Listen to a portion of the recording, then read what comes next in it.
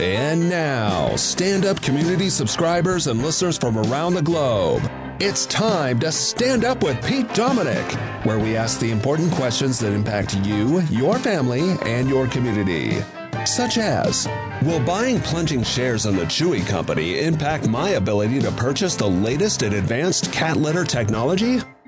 And will the labor shortage for McDonald's cause a hiring spree of kids in middle school and also puberty?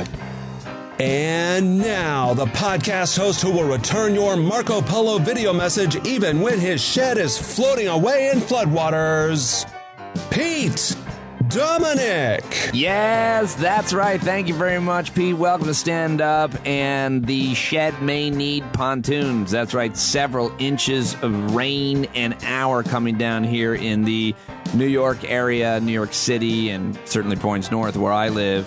Staten Island looks horrible. Brooklyn looks horrible. It's like rivers in the streets. It's crazy. I don't think anyone was predicting this much rain this fast, but maybe I just wasn't paying any attention. Anyway, I still have power, and so I'm doing the podcast. I'm very excited to have you joining me. I have two awesome guests on the program today. A great conversation with comedian, lawyer, and I'll call him a cultural commentator, J.L. Cauvin. Really covered a lot of ground with him. We talked about weight loss. We talked about politics. We talked about the Supreme Court and legal issues and more, and Afghanistan, I think, as well. And he made me laugh and made me think, and just a great conversation, really thoughtful. Always love that. And before that, Dr. Jason Johnson is back. You see him on MSNBC as a contributor and anchor now all the time. Very excited to have this professor of communication and journalism, Jason Johnson, joining me also for a great conversation. Love them both. I think you will as well. Lots to talk about with you today. No real updates on campaign for town clerk. I did have four great conversations with local folks. One woman named Amy Pollock, who's running for judge. It was fascinating to talk to somebody about running a campaign to be a judge and the issues that she has to cover. Sorry, I just get distracted. I get an alert on my phone, and for some stupid reason, my watch is on, and it started vibrating. That school is closed tomorrow for my daughters. Their second day of school is closed. Not for COVID, not for snow, but for rain. The streets are so flooded, they have closed school. Crazy storm hitting here in the Northeast. All right, enough talk about the weather. Let's talk about the issues. So much happening yesterday. Let's get now to the last 24. Well, Texas enacted the nation's most restrictive abortion ban, and that seems to be the biggest news outside of now, I think, the weather in the East, but that's temporary and tragic. But this is, I think, a huge, massive story. Roe v. Wade effectively overturned in Texas, and now vigilantes are given incentives to spy on people and turn them in. It really is like The Handmaid's Tale, closer and closer in Texas. Let me throw it to my friend Kate Baldwin, who I love. We used to hang out a lot at CNN. She's great, really does her homework. And she just threw caution to the wind and gave her own opinion, her own take after reading this story at CNN yesterday afternoon. All right, so we begin this hour with breaking news. The right to an abortion effectively eliminated in the state of Texas today.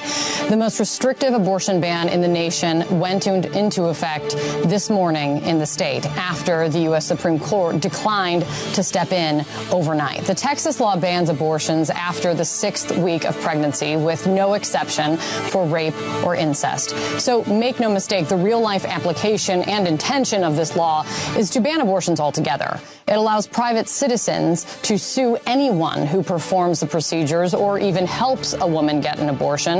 We're going to get to the details of all of this in just a second. But first, let's just be real. The very same people in the very same state who say, don't you dare tell me to wear a mask, the same people who say that is government overreach because it violates individual freedoms, those very same people clearly are saying now, never mind when it comes to my body and the medical decisions that I make with the advice of my doctor. Now, that choice is totally fair game, apparently, to be taken out of my hands and dictated now by a bunch of politicians. That is hypocrisy. This is hypocrisy, the definition of. Yeah, Kate Baldwin, fire, love it. And this is Chris Hayes on MSNBC last night, laying it out in stark terms. Now we have arrived at this moment in which the wolf is at the door. I mean, if you don't like abortion rights, it's not the wolf, it's the present you've been praying for. All the people who warned about this court trying to overturn Roe, they were right. And the people said, don't worry, we're wrong. Catastrophically so. So the remaining question is how the majority of this country, which supports a baseline of abortion rights, is going to mobilize in response to this incredibly cowardly court and its actions, or in this case, lack thereof. And Chris had a really heavy hitter lineup of legal experts, including Dahlia Lithwick, Elie Mystal. Also, Melissa Murray joined. She is a NYU law professor and also an expert on women's reproductive rights. Great, smart woman, read her stuff. And I should probably get her on the program. She's so good and very busy, but I should reach out. Anyway, here she is last night. Well, Chris, I'll just note that we were in this same place last week where we were talking about the Remain in Mexico policy, where the court seemed to move with a fair amount of alacrity to resolve that particular issue that also came up on its docket of emergency appeals.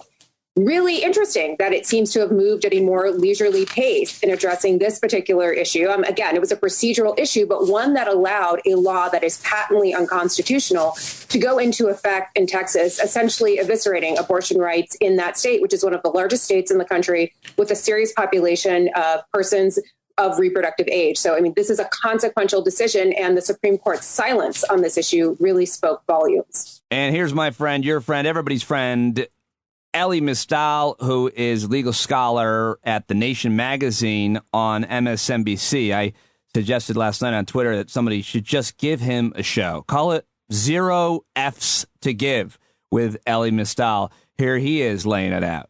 Because the conservative Supreme Court is like, who's going to check me, boo? Like, we can talk to the day is long about the craven hypocrisy of Republicans. But at the end of the day, the Republicans promised to do this. John Roberts promised to do this. Yes. The Donald Trump promised to only nominate anti-abortion judges. Josh Hawley promised to only vote for They promised to do this. Where are the Democrats? Where are the Democrats stopping them? Because this was not a surprise. The particular case, the peculiarities, sure, that's a little weird. But where they were going, the destruction of a woman's right to choose, has always been the goal. You want something the Democrats can do? I will tell you what the Democrats can do. Joe Biden tonight can issue an executive order establishing a privacy commission. Federal officials to go down to Texas under armed guard, if necessary, to provide and protect constitutional rights that have been stripped away by Texas. That quirk of the Texas law that only private citizens can enforce it by suing. Well, guess what? Federal officials, qualified immunity. Didn't see that one coming, did you? Yeah. Federal officials would be under qualified immunity and thus protected from this very law if Joe Biden would but act. And if people at home are thinking that sounds too extreme, well, you can always expand the court. That's there too. Right. But Joe Manchin is too powerful. Look, I do not care anymore what the excuses are. Inaction is not an option. Failure is not an option. Joe Biden took an oath to defend the Constitution from all enemies, foreign and Texan, and it's time that he does it. Now, tonight, today, this weekend, now. So good. All enemies, foreign and Texan. Guy is absolutely legend. Love him. Here now is a Texas state senator who came up with this law on the set of what looks like The Handmaid's Tale. I'm not even kidding you. He looks like he's in the commander's office. I don't even have his name. I'm not sure where this comes from, but I wanted you to hear his voice so your blood curdles like mine and you know the truth about who's behind these things. So we've looked at other states' bills. We looked at Supreme Court opinions, Fifth Circuit opinions. We got a lot of smart lawyers and folks in the room and came up with a really strong bill. We believe this is, not to be arrogant, we believe it's the best heartbeat bill passed in America. We feel good about it. So after hearing all of that and everything that you've heard and read and seen and doom scrolled, you, like me, probably concerned about this issue and the future of women's reproductive rights in Texas and in conservative states across this country, for women and girls across this country. And it's heartbreaking, it's heart-wrenching, it's disgusting, it's enraging. And if you're feeling all of those emotions, then I'm right there with you. And I look forward to talking to you tonight. I forgot to mention that at the Hangout. Happy Hour Hangout tonight at 8 o'clock. Always a great place to meet up and commiserate and bond and maybe strategize, because I'm looking at the road ahead and thinking a lot about solutions. I don't know. I can't quit on people and on communities and on women and girls. And in this case, and on all of us and so many other issues, I just can't. And so I appreciate you joining me along the journey as we work on our own personal issues and problems, and as we work on the issues that we're dealing with as communities in this country and on this rock flying through the universe at a very fast rate of speed and trying to understand what it all means. All right, so let's move on to the other serious issue, which is COVID. Here is the governor of West Virginia, Jim Justice, pleading with people to help. The 3,106th death in West Virginia is another 34-year-old, a 34-year-old male from Randolph County.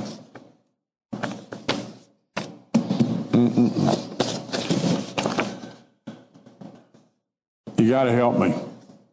You got to help me get the people vaccinated. It's the only way out of this. Governor of West Virginia just sounding absolutely desperate and devastated. Unlike comedian and friend of the show, I don't know.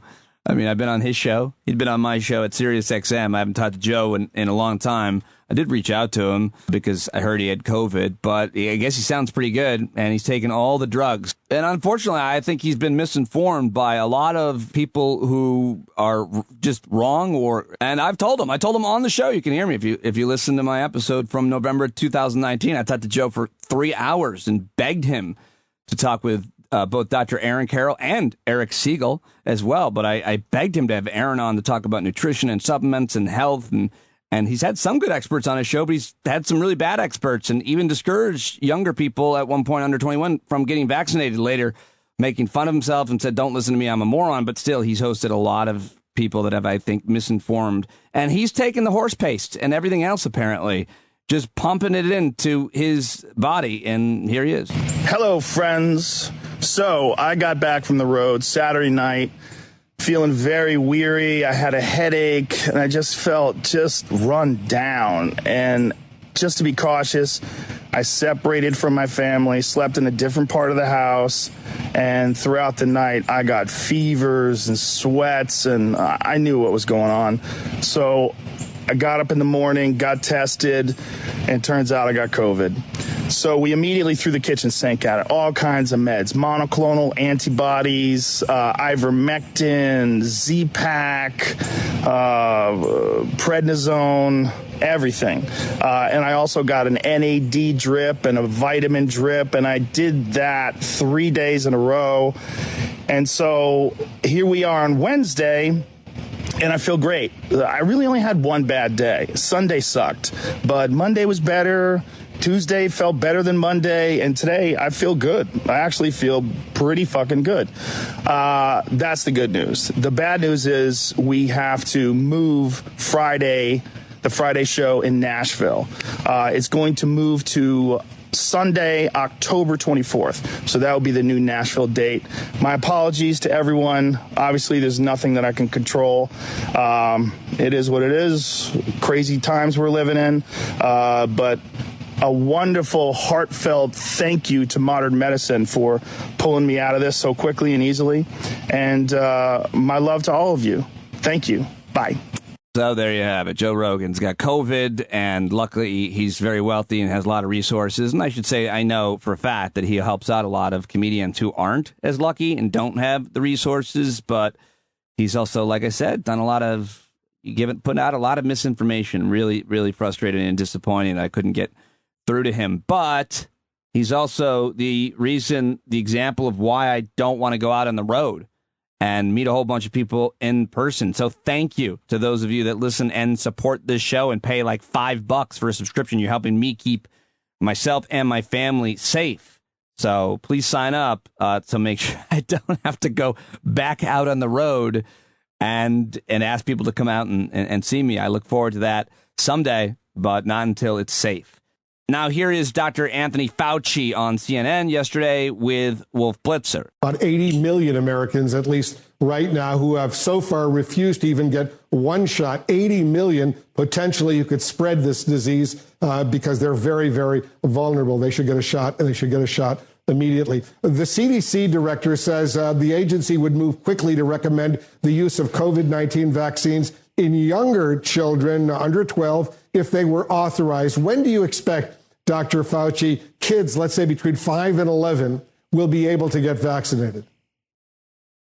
Well, we hope as soon as possible, Wolf. Right now, the data are being collected, the clinical trials, to show safety and immunogenicity, which means it induces a response that you would predict would be protective. Those data are being collected now. We should have enough of the data to examine and make a decision as we get into late September and the beginning of October. Then the data will be presented to the FDA, and the FDA will make a determination whether they will grant that under an emergency use authorization or some other mechanism. But they should be getting the data, at least in one of the companies, by the end of September. Do you think it'll be authorized before Thanksgiving? I hope so, Wolf. You don't want to get ahead of the FDA. They're an independent organization. They'll do their thing. They do it very well. They preserved our safety of people in this country with interventions like vaccines, and they also make a determination if it's effective. I hope that gets done quickly so we can get those younger children vaccinated. I hope so, too. All right, Wolf Blitzer talking to Dr. Fauci on CNN yesterday. And by the way, if you squint when they're talking, can't tell the difference between the two. All right, and Florida is in a full-blown COVID crisis, but if you look at the state's data, apparently you wouldn't know. It turns out that's because Florida changed the way it reported death data, creating an artificial decline. Miami Herald doing the journalism, the recounting it, as they do at the recount on Twitter. The more contagious Delta variant has pushed Florida into a COVID crisis. Children are getting seriously sick, hospitals are over capacity, and portable morgues are being brought in to handle an overflow of deaths. But as infections ballooned in August, the Florida Department of Health changed the way it reported death data to the CDC, giving the appearance of a pandemic in decline, according to a stunning new report in the Miami Herald.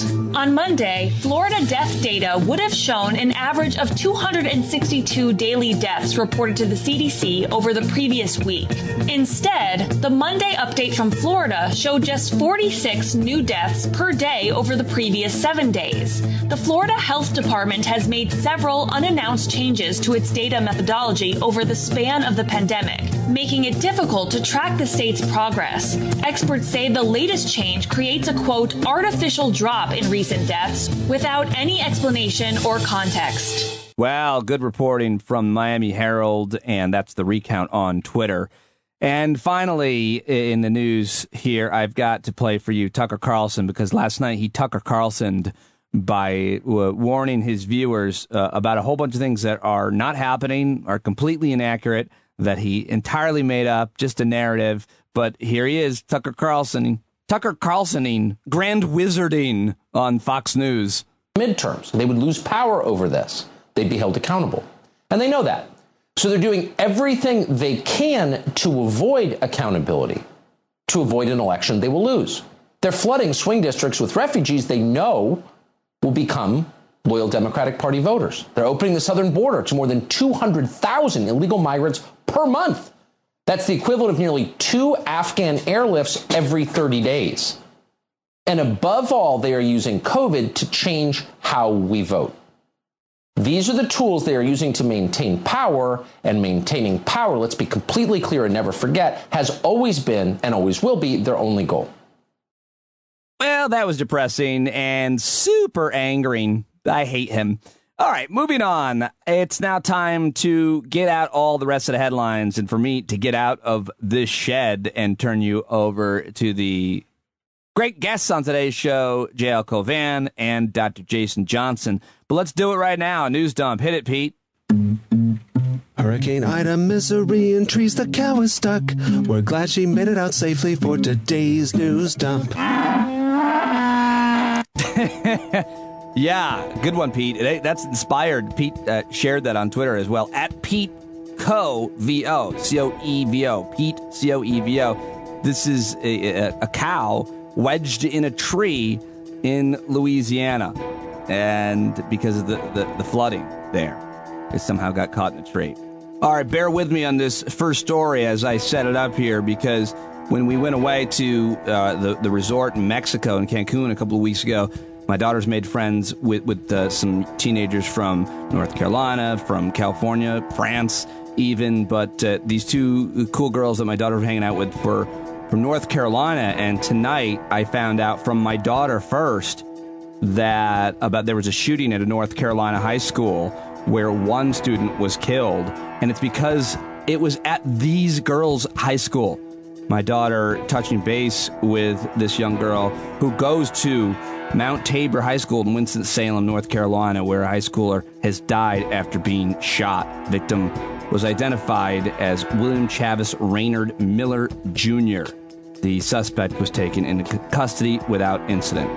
Terrible, tragic, awful, the first week of school, and we already have a shooting and a death. And for my daughters and our family, now we know someone who was in a school where, there was a shooting like this and someone was killed. And so you might already, but it's just a weird and awful milestone to cross. So Saturday night, I was in Washington, D.C. I was hanging out late night after the event with Glenn Kirshner and his subscribers and supporters, hanging out with Bill B., having a couple drinks at a bar, and I was starving, and so Bill told me I could get a hot dog at the place next door, one of those like Chicago light dogs covered in pickles and onions and everything. I was like, oh yeah, let me do that. So I went there, and the bouncer said, you have to have proof of vaccination, and I didn't. I looked through my phone. I couldn't find it. I thought I had a picture of it, but I couldn't find it. And so Bill ended up going up and getting me a hot dog, and that was very nice, and it was delicious, and thank you. But the point of me telling you this is that there's a guy there asking for proof of vaccination in Washington, D.C. However, going back to crazy Florida passed a law that if that they're going to issue $5,000 fines to businesses, schools, and government agencies that require people to show proof of a COVID-19 vaccination. My, how things are different in one area of the country versus another, and why? What for? Boy, I hope this horror takes Ron DeSantis down. I refuse to learn his real name.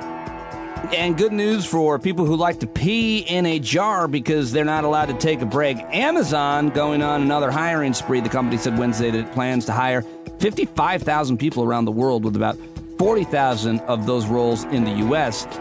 The only catch is you have to sleep at the warehouse and you can never, ever go home. Yeah, I mean, listen, we buy stuff from Amazon, so I'm such a hypocrite on that. But to be fair, I do it to support Jeff Bezos' space exploration, and for no other reason.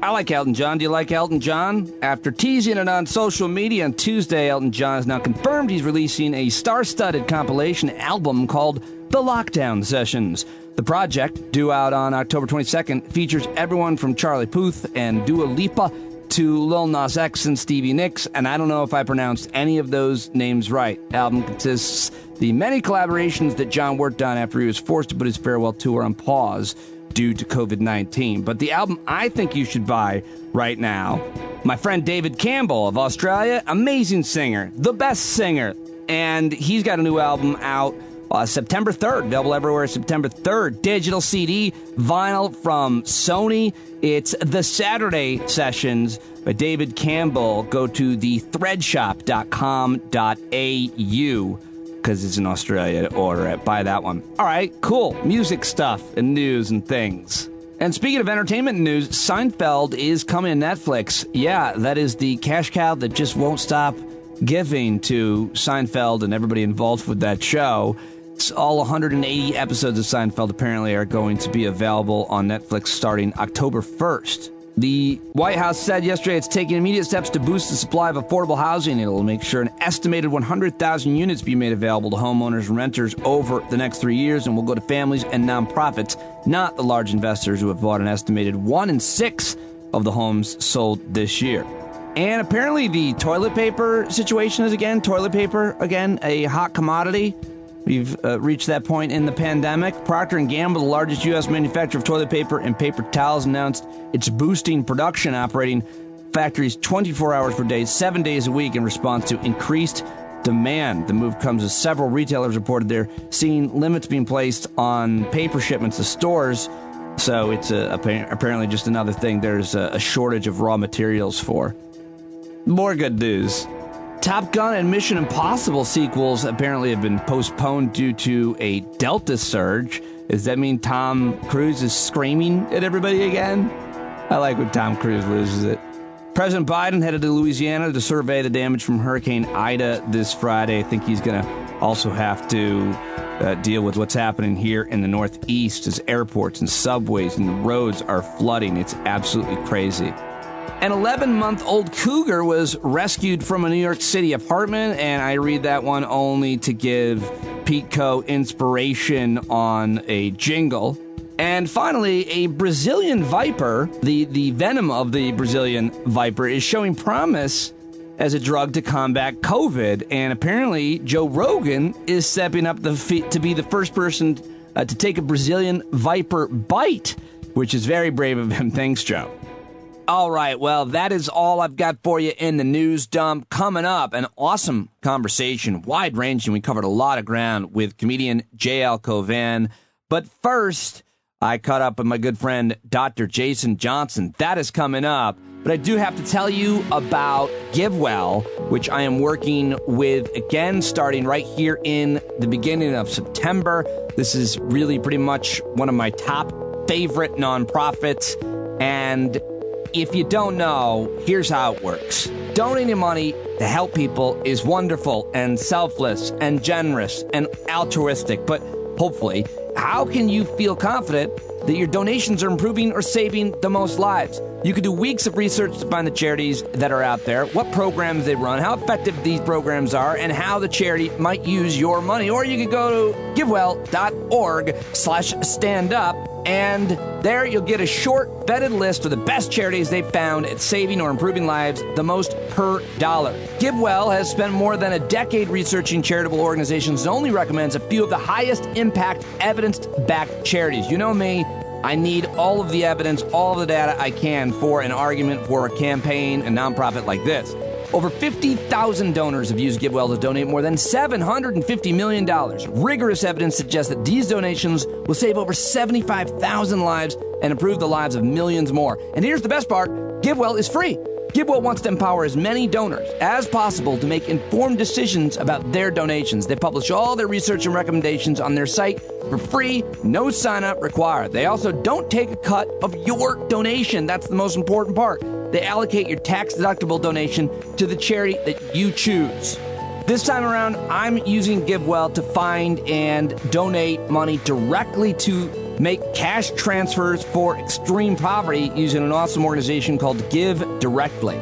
Learn about it through GiveWell. Go to givewell.org/standup, and you can pick one of these awesome organizations so well vetted by them as well. If you've never donated to GiveWell's recommended charities before, you can have your donation matched up to $1,000 before the end of September or as long as matching funds last.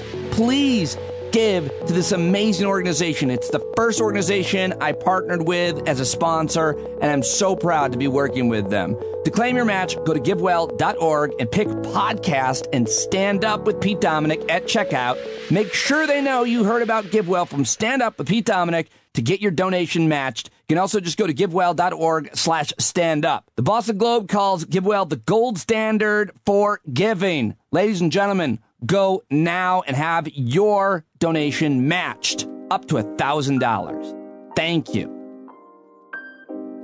All right, let's get to the interviews. The guests coming up, comedian, lawyer, actor, commentator J.L. Cauvin. But first, it's Dr. Jason Johnson. You know him as an anchor and regular contributor to MSNBC. He's got his own podcast now on Slate called A Word. He's also, of course, his day job is associate professor of politics and journalism at Morgan State University, and just an awesome guy. He's got his PhD in political science from the University of North Carolina at Chapel Hill. Really good friend of mine, and our conversation begins with us talking about superheroes and comedy. Well, we're both wearing Green Lantern t-shirts. Long story. He put his on. I put mine on. You can see it at youtube.com/standupwithpete as soon as I post it up there, along with other interviews from the show. So I told him I used to wear all the superhero shirts. I'm always a comic book fan, but I would wear them at the college comedy conferences when you're trying to book all the colleges. And he knew all about that. So that's where our conversation begins. I decided to leave it in there because I thought it was interesting and funny. And then we go everywhere else as we always do. Follow him on Twitter. Tell him you love when he joins the show. That'll mean a lot to him. And he will see your tweets at Dr. Jason Johnson. Here we go now. I was just saying that when I performed at college conferences, which is these meat markets where talent goes up, magicians, musicians, comedians. You ever heard of them? NACA, college conference. And dude, I've been to NACA. I've been to NACA on the selection side. I can't imagine how tough it is for you guys. It's so difficult. I went there as a faculty member. I went to NACA a couple. You son of a bitch. It's gross. It's really, really gross, man. Like, you guys can't see him pointing at me, but for real, like, it's gross because, like, as somebody who has a real appreciation for like stand up, I have no talent for it, but I know you, I know other people who are stand-ups. I know people who do this kind of work, and like, I know how hard it is. And like, you having to convince a bunch of surly 18 to 22-year-olds, make me laugh. It was like a 5-minute bit is hard as hell. And sometimes you don't get 5. Sometimes you get like 2.5. Well, the NACA conference, you usually got 20 minutes to do your set. Sometimes 10 to 20 minutes, but at least.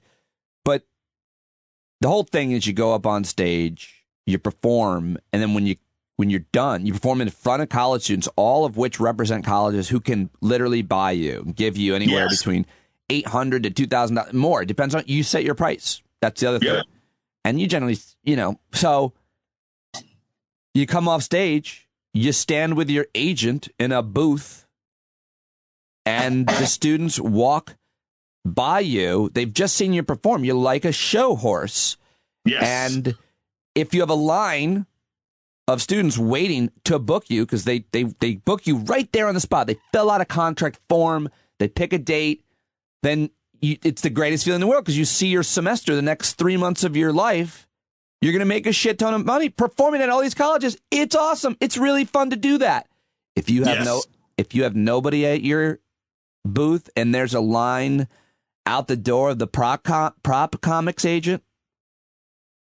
So I would wear a superhero shirt so they would remember me, which comic I was when I got off stage, because there was a lot of whites, a lot of white men. Wow. So I would always wow. That is a neat trick. I mean, I remember like, just to be clear, Jay, everybody had something that they did to be like outfit wise, something memorable looking, so that mine was this. So I remember like going to the tables. I didn't go to a lot of the main stand-ups. I would go to the tables and I would feel like they would like, to close the deal, they would have to do a secondary like 2-minute bit, like, because you'd bring somebody there. It's like, I'm the regional dorm director of entertainment for the Fall Student Union, blah, blah, blah. I kind of remember you. And then a person would have to like go through their thing almost again in order to get the kid to pull out the paper. Like, it was, I mean, I've seen like the NFL auctions, right? like draft day. The NFL combine is less degrading than having to see you guys do that sort of thing. But yeah, I've been to a couple of NACA conferences, and look, I suspect that running around to a bunch of college campuses, depending on your age and where you are as a stand-up, it's probably a lot of fun, or it can suck, right? Like, if you're going to, if you're traveling to 3 colleges in Metro Chicago, that's great. You stay at a dorm. It's 30, 40 minutes to all the different kinds of places. You hang out. Maybe you get high with some students, because I know y'all do that a lot. after the show. It's actually really common. But like if you're going to University of South Dakota and then you're going to Salt Lake City, and those aren't fun because you're often driving 8-10 hours between hits. You know it. You sound like someone who's lived it. Yeah. Like I said, I know. Yeah. I am.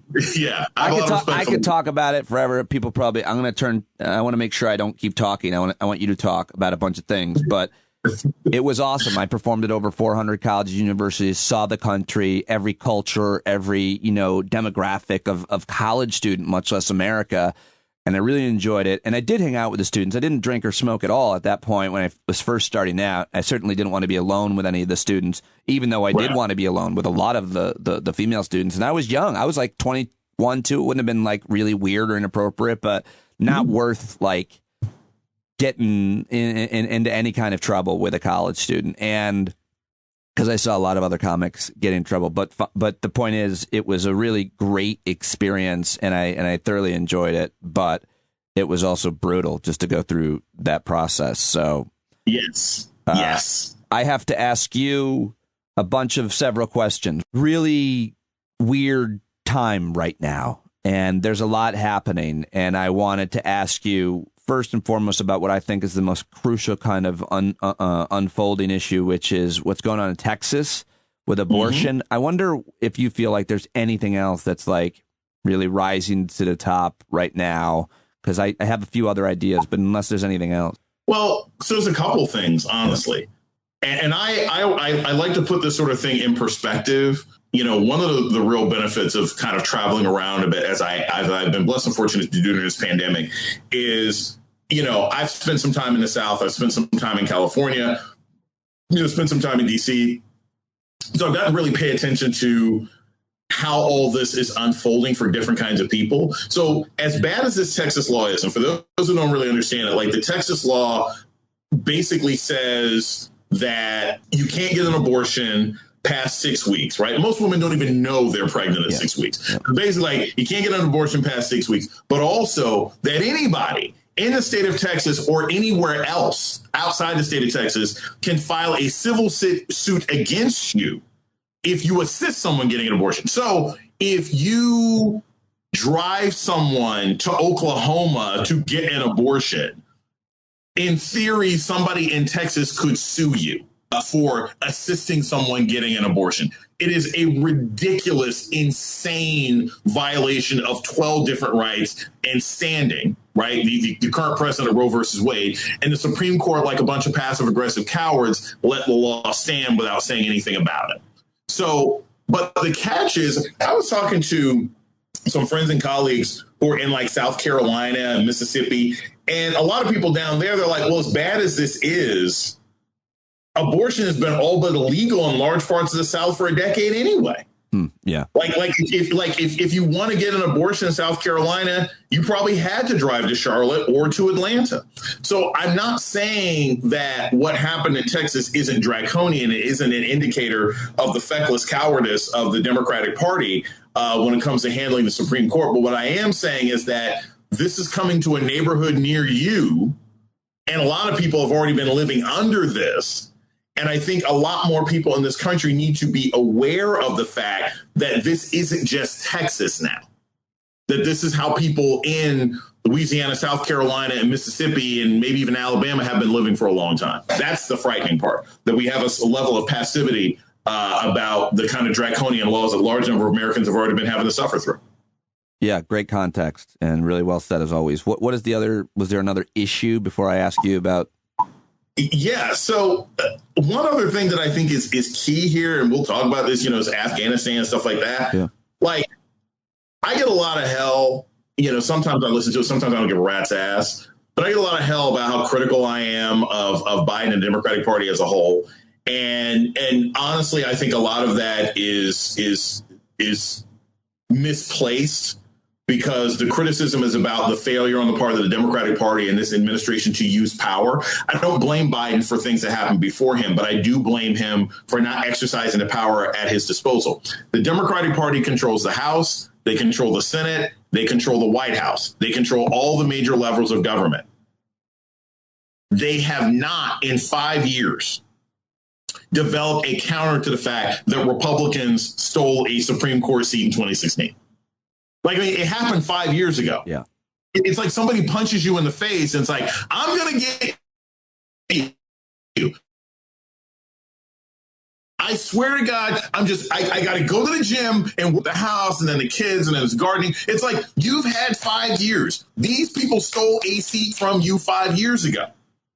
And you haven't developed a response. And this is what happens.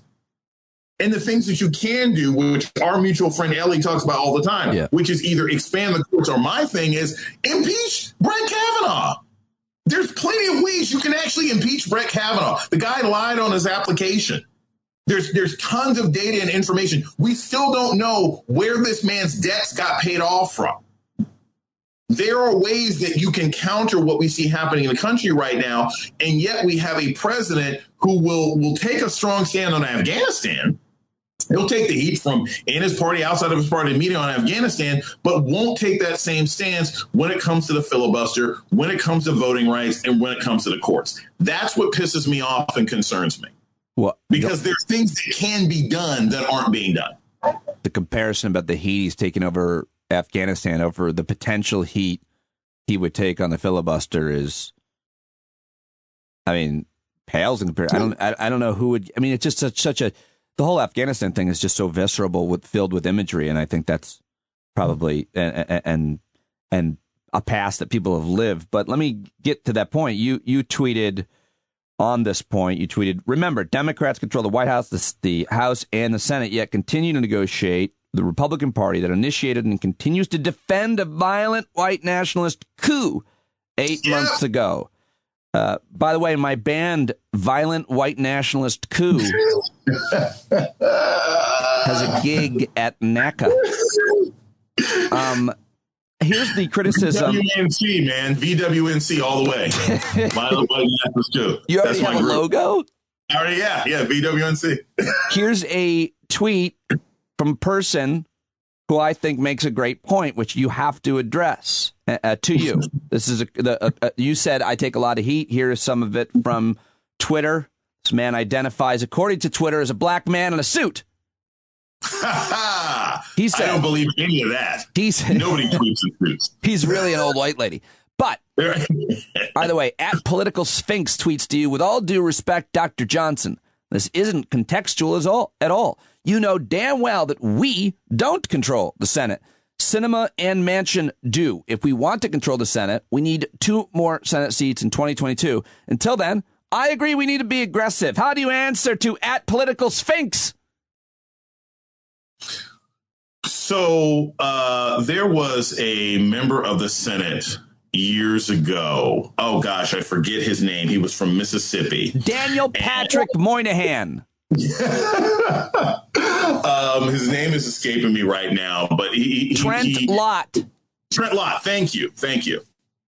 Nice. You know what? You should get a job on Jeopardy. I hear they're hiring white guys.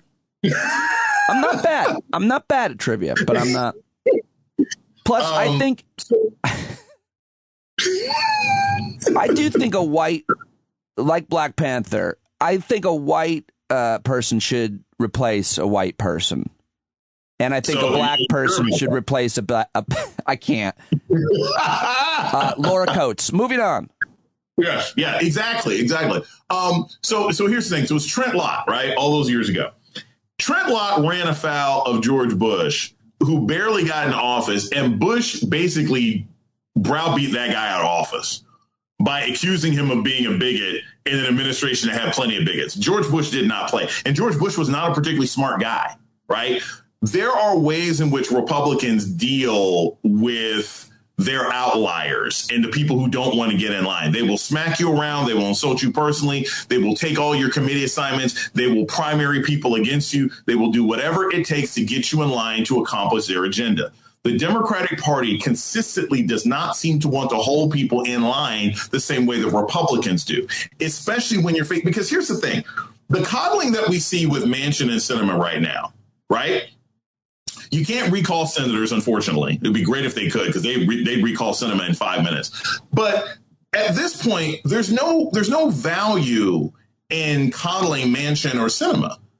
Take their committee assignments away. And what are they going to do? Get madder and not do anything? They're already not doing anything. Make it clear that you will primary them. Find somebody in the state and say, that's what we're going to do. Okay?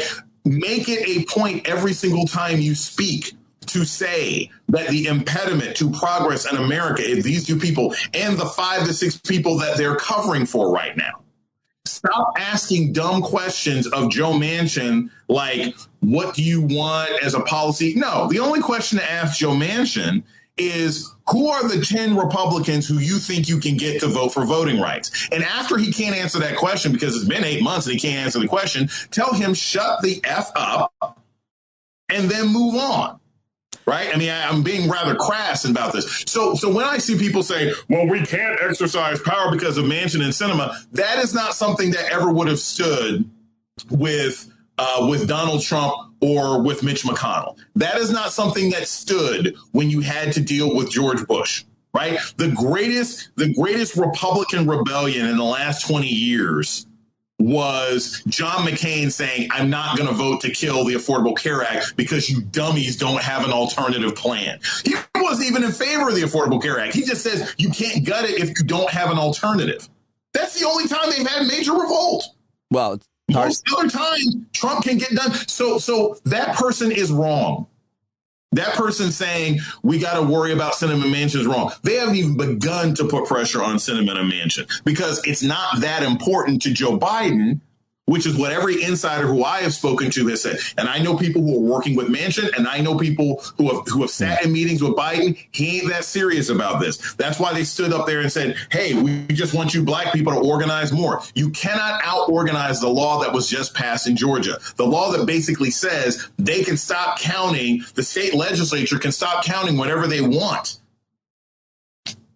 Well, that person's wrong. It's one very valuable reason why I'm happy to be in conversation with you and be friends with you, because you've become such a big deal. Seriously, I'm not just saying this in media, that you get access to certain people and you become an important, real, actual source when you're talking to people who are closest to those in power or in power themselves. I guess everybody is. You've become very powerful. So it all comes from the power ring, man. I put on the Green Lantern shirt, and I'm Jon Stewart. It's willpower in my wing. It's all it is. So the other day I went to the Board of Education meeting in my district. Before I did, Before I did, I texted you and Eddie Glaude Jr., not Eddie Glaude Sr. I don't know. It is quite a contrast in your black friends. I just want to tell the audience, like me and Eddie, those are very, very different people as I had to handle things. I apologize. I think I was traveling and I did not respond sooner, but I was very proud of the speech that you gave. I tweeted. I was very impressed. Not only was I fishing for your approval with that, with that long pause I took. No, I reached out to, don't worry about it at all. When anybody gets back to me, I'm always happy when they get back to me. I just keep, and if I'm really persistent, but my point of making it is, like, I wanted to know what to say. I wanted to know what you thought I should say, as I often want to know. I often want to know what you think about things, all kinds of things, of course. And Eddie sent me, I asked him for a quote, and he sent me a quote, and I was like, I can't use that one. They will not like it. It was Baldwin, but. And I probably could read it. But the point is, the reason why I ask you about it now, the reason why I asked you about it earlier is because what can a white person say at that microphone to other white people if the objective is not necessarily to argue with them or win points with them or even change minds in the public, but if the point was, the intention is, as it should be across the country, to convince the BOE at your local district that not only, are we not teaching controversial things necessarily, well, they should be controversial, but we should be doing a lot more with protocols and diversity and inclusion. Like, what should we say? What would you tell us to say that you think is going to be effective? So this is the first one. When it comes to education, right? When it comes to education, there's always one question I always tell people to ask. And this goes back 1,000 years to when I had a crazy summer job when I was in college, and I sold books door to door for something called the Southwestern Company, which is a whole story I have to tell you at some point. But I sold books door to door for the Southwestern Company in the Pacific Northwest. I was outside of Portland and McMinnville, Oregon. So Jason Johnson selling shit door to door. I'm sorry, but the joke has to be inserted. I have to make a comment, which is somebody this week, maybe last year, whatever, sees you anchoring on MSNBC. Honey, isn't that the guy we bought the book set from? Go ahead, sorry. It was a wild time in my second year at UVA life. So anyway, selling books door to door taught me a lot of stuff about like education. And this is one thing I learned is you should always you talk to a school board or anything else like that. Anybody who has a criticism of their local schools, anybody who has a criticism of education, any parent who has a criticism, the first question you ask them and how you would start a speech is like, all of you people out here concerned about critical race theory and diversity and everything else like that, name all 6 of your kids' teachers. That's the first question. Name all 6 of your kids' teachers. The vast majority of people who scream and yell and kvetch and bitch and moan about their local public schools cannot name more than one of their kids' teachers. And it's insane when you think about it, right? Your car, which is an inanimate object that you invest some money in, right? You know the name of the mechanic who spends a day and a half with your car. Yet your children go to a building for 8 hours a day, 300 something days out of the year, and most parents can only tell you maybe the math teacher or maybe the English teacher that they like. They can't tell you any of the other teachers. What the hell credibility do you have to criticize this school system at all if you can't even tell me the 6 or 7 people that your son or daughter spends 8 hours a day with every single day? Until you can answer that question, shut the hell up. That's the first way you start any discussion at a school board with anybody criticizing the school, because I promise you they can't tell you who teaches their kids. So after you say that, after you throw out there, you can't name anybody other than the math and English teacher. You don't know who teaches them geography. You don't know who teaches them world civ. You don't know who teaches them science. You don't know who teaches them gym. You don't know who teaches them homeroom. After you blow them up and show that they're not credible critics on any level, then you point out not only is critical race theory not being taught in our school, but diversity needs to be taught in our school because I want my kids to graduate and be successful in the world. And the way that they're going to be successful is the same way that our parents were successful, which is when they came to America from Italy, from Germany, from Ireland, from Greece. They had to learn about the Americans who were here. They learned a little bit about Native American. They learned a little bit about Black people, not enough. They learned a bit about Washington. They learned about the structures of our government. That is the diversity they learned when they got here. So my great Italian grandfather, who didn't know a lick of English, still figured out what the 3 branches of government were. That was diversity and education to him because he was coming from a country that didn't have that kind of structure. If you want your kids to be successful, they have to learn about this country and the world and the different kinds of people that are here and what those people need and what those people contribute. Now, if you want your kids to go to school and end up being idiots, more power to you. But you can't complain about a school if you don't know what critical race theory is and you don't know who's teaching, because I want my child to be part of a global advancing America. I really appreciate that. There's probably 7 other answers that you could give, and I literally just want to keep talking about those. But I have to ask you as we close, I don't want my children going into school and to be made to feel bad about themselves by their teachers and whatever their radical lesson plans are. I don't, my kid shouldn't hate herself because she's white. I have two white girls. One of them I think should. One of the girls I think should hate herself. The other girl, I don't think she should hate herself because she's one of the girls' whiteness. She really does need to be knocked down a couple pegs. She needs. Yeah.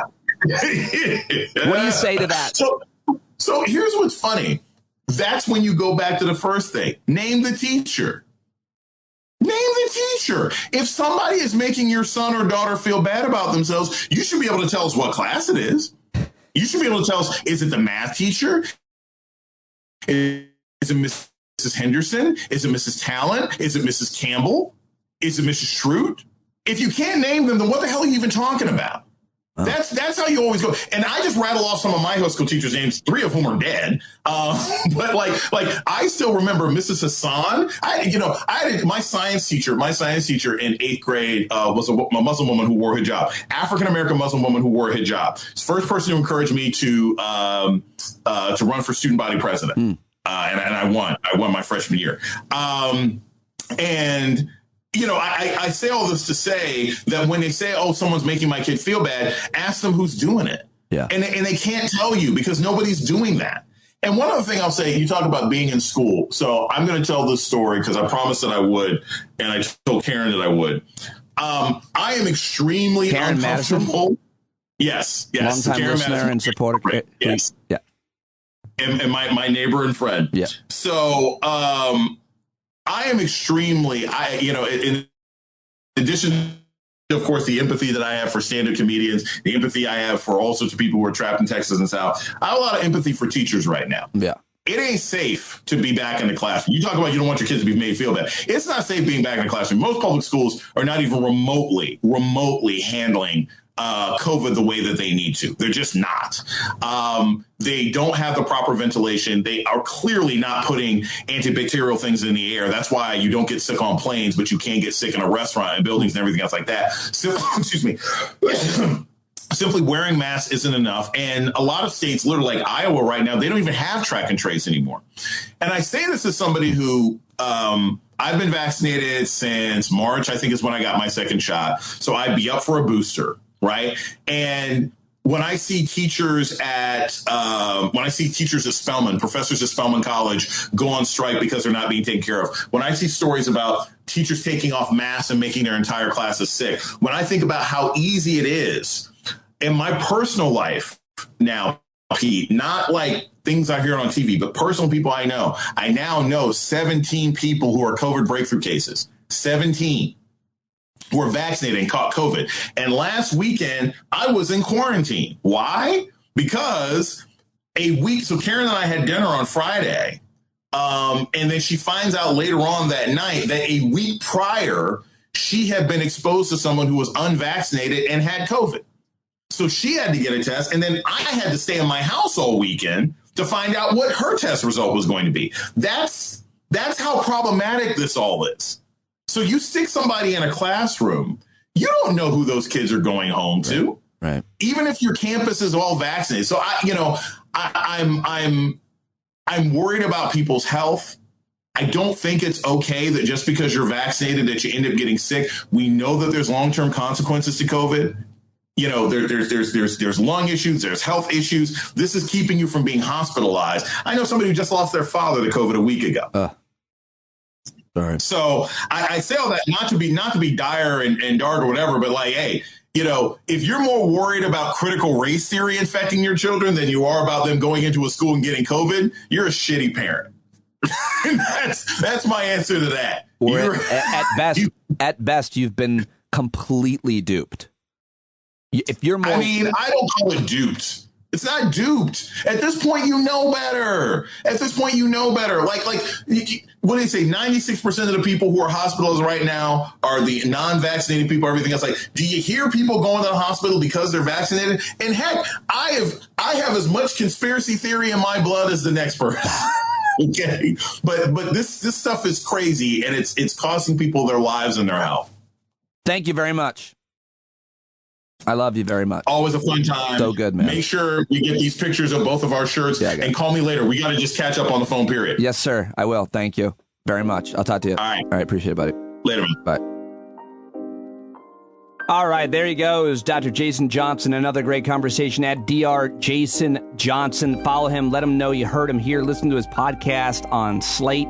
called The Word. Love him. I love talking to him. And I also love our next guest. Of course, he is a great stand-up comedian. You can find all of his stuff at jlcomedy.com. He's got a whole bunch of upcoming stand-up dates. He also, of course, hosts 2 podcasts. He's a subscriber and supporter of this show and a big contributor to GiveWell, as he's mentioned here in our conversation. And we started and had a pretty good long conversation about his lifelong struggles with weight loss. Oh, he's not going to like that. I mean, he was a high school and college athlete, so always in good shape. I think he said it was not until his 30s that he really struggled. So lifelong, maybe not. Either way, so honest, funny, thoughtful about his struggles. As always, very vulnerable and honest and transparent, like a lot of comedians, but so smart and funny as well. And just love talking to him. And we covered a whole bunch of other ground as well. Check him out, JL Comedy, on Twitter at JL Cauvin. Hire him on Cameo to make a funny message. Here we go. Ladies and gentlemen, here he is. You've just heard all about him, all of his upcoming dates. We're very excited to have him joining us. We're also very, very honored to have him as part of our community. He actually listens to the show. He subscribes to the show. He's been very generous. JL Cauvin joins us now. Hello, sir. Also generous philanthropy to GiveWell. You didn't mention that, so I just wanted to add that in. Like I said on stage in Boston, I never give anonymously. My Cameo money is my Sackler opioid empire. So I want my name out there as much as possible in a positive light. I think that's my favorite bit in your new hour, which I watched, I think, probably a lot of in Boston. I really like that. And yeah, GiveWell, I may have even done the read. I may do the read. They just come back as a sponsor. It's like a cycle on this episode. So thank you very much for giving. And if it matters, I also just mailed a check to Indeed. They may not be doing charitable work, but I think, who was? Yeah, no. So Indeed.com/stand up is also I just mailed them a check also in case it doesn't they venture into philanthropy. But no, wait, I'm sorry, I talked over you, but they're a job hiring site. I don't know what you're just sending them money. I'm making what's known as a joke in our business. No, I know. I just murdered your yes and. Really? Just ended it? No and. Okay. My improv style is more of a no, fuck you. Your improv style is, I don't want to do this. Which is weird because you always want to do it. And that was funny that you sent a check. Did you send a check to Moink Box? No, I just murdered some animals. I figured I could do my part more hands-on. I know we're going to talk maybe about some weight loss stuff. I was going to go to it first. I want to, one of my goals is, I think, to transition to vegetarian. I don't know that I can be we can all go vegan if we really want to, but I feel like that would be a big enough transition in 2022, maybe to try and really limit the meat that I eat. I think that's a great goal for anybody to really moderate as much as they can the animals they eat. For me specifically, it's mostly the vast percentage of the animals I eat are chickens. I eat a lot of chickens. Yeah, I mean, I eat I've cut down on hamburgers. I try to limit steaks to special occasions because I do love a steak, but I have definitely curtailed the amount of beef I eat, which is obviously the most harmful. And if you like steak, moinkbox.com/standup. Well, that's one of the things that made me feel guilty not to. I used a rival meat service. We can call it Butcher Carton. And one of the things about getting that huge amount of hey, it's high quality meat, like getting a large box of meat made me feel like I was participating more concretely in a Holocaust. It's not like buying one package from the supermarket. Yeah. It's like getting this enormous, and I was like, oh, there was a lot of death involved in just one delivery. Not helping move moinkbox.com/standup. And then they throw in bacon for free, the one I was using. Yeah, that's mine too. Moinkbox.com/standup. I kept saying, you know what? I actually don't want the bacon. I'm trying to pork was the first thing to go. Yeah. Love pork. Tried to eliminate it because, they say pigs are very smart animals. They're particularly treated poorly. Yep. So I was like, I can start with that right away. Right. Like no more bacon, no more pork chops. And they're like, no, it's free. And I was like, so what? You're just murdering them for sport now? It's just no, we're killing these pigs one way or the other. You can either enjoy it or, we'll do it it will be all in vain. The Charlotte's Webcast will just be slaughtered for, just for fun. So there's a live feed where you can watch animals being slaughtered? Well, that's if you get a premium membership. It's like a webcam girl, but for people who love seeing farm animals tortured. Right. Same thing. So let's, that's awesome. Let's talk about your weight loss. I don't know if you heard the episode where I had listener Kimberly Kelly on, who has been struggling with her weight the whole time. And I do think, those conversations are always great. I think they differ a little bit sometimes when you're talking to men and women in terms of how, weight gain is seen and how weight loss is seen and how bodies are seen and so on. But tell me, sir, your history of your body. You're 6 foot. Well, I was 9. I think I was 9 years old, where one day I was just alone in my room and started exploring below the waist and felt a tingling sensation. And that's not what I'm talking about. I'm not talking about when you found your penis. I mean, when you found. No, I found it much earlier, but that was when I discovered some of its additional non-urine properties. Its powers. Its versatility. Wow, this is like it's got a whole set of tools. It's not just a Pete stick. Wait, why is it doing that? So I've for most of my youth, I was a tall, lanky, skinny kid, and got to college and started getting into weightlifting for basketball, and found that I liked it. I liked looking more muscular and not lanky. And so, college, I ate whatever I wanted. It was, that great time where physical maturity and weightlifting were just, I had 40 beers last night, but I just still look good. Yeah. And it's only adding muscle somehow. And then law school happened, and that was the first. And it's all connected to mental stress, I think, for me, my eating habits. Law school was very stressful, and that was the first time where I went like, oh, I'm not getting to the gym as much because of time, but I'm also extremely stressed and snacking a lot, eating a lot of late night food, never healthy things. It's never a carrot and broccoli platter at midnight coming to the apartment. Well, what was it then, and how much of it has that changed now? What are your? I'm interested in the actual snacks that people go to.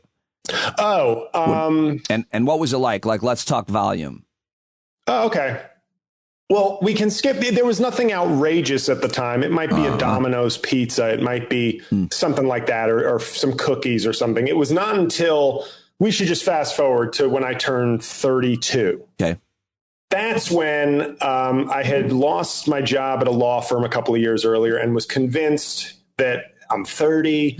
I'm coming off a late night TV credit. I'm young. I'm relatively young. I'm still fit. Oh, I'm going full time into comedy. This is it. But something happened during that time, whether it was stress or not dealing with certain issues, that I began to eat horribly and in large quantities. Like, there would be days where I would go get a bagel and a chocolate milk for breakfast, come home, watch some streaming content or actually it was Netflix DVDs still. I was watching The West Wing on DVD. I remember it vividly. And then lunch would be Five Guys, hamburger fries. Then I would go get some cookies from the bakery as a mid-afternoon snack while playing video games, all while saying, you know what? I've got all the free time in the world. Tomorrow, the diet starts, the fitness, we're going to use all this spare time really well.